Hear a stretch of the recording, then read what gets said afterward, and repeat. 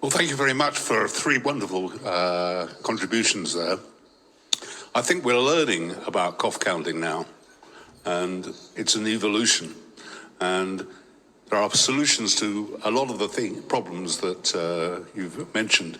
But to me, the biggest problem is the lack of continuous cough monitoring, because we've just done a study looking at the variability day to day.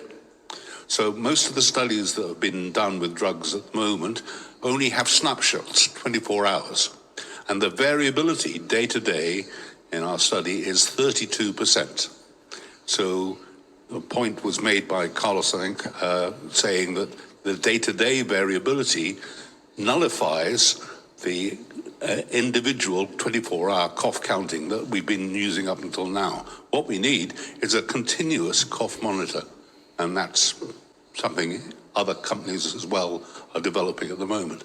So to me, the most important solution is to have something that we can wear, not stick on, but wear. So there are stick-on solutions, but a wearable technology that you can monitor cough continuously. So I've been using a monitor for 52 days continuously.